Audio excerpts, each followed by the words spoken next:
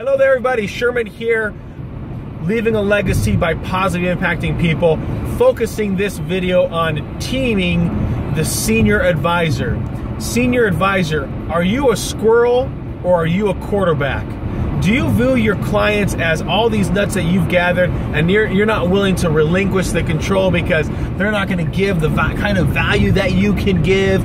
But if we look at, you've built a practice that's phenomenal, 1,000 households, guess what?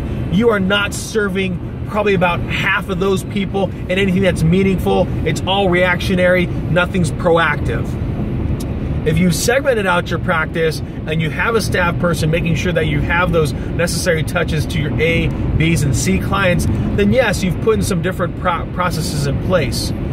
If you've convinced a junior associate to join your team, make sure that you're being a quarterback.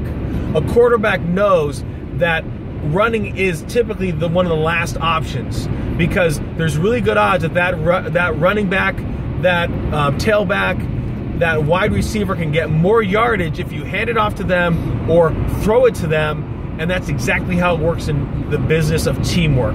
That you recognize that that junior associate should be adding value to your team pretty much immediately, and if not, you need to have a candid conversation about how are they going to earn their seat at the table when you have some very important meetings. Plus, how can you introduce them to the other clients that you have, other centers of influence, if they're not adding value to the team?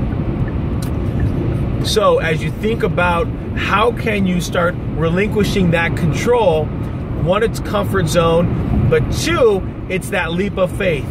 After you've seen them in a fact finder, after they've gone through some kind of training or they've proven themselves from a results perspective in sales, you need to be able to relinquish some control, give them 20, give them 50 names, have them report back to you on a weekly basis of their activity and their engagement, and see if they can actually get things extracted.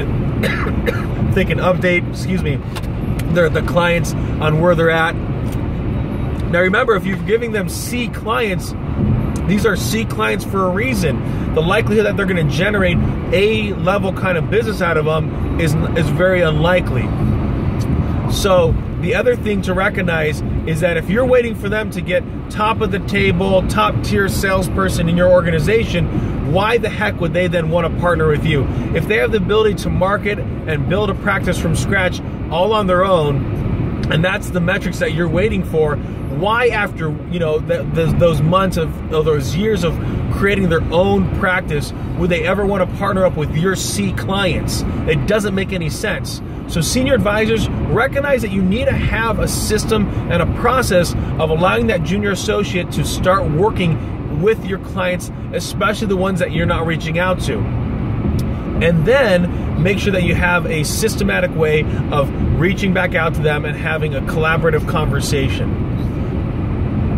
Question to the senior advisors in teamwork: are you a squirrel or a quarterback? And how are you becoming a better quarterback? Have a fantastic day, everybody.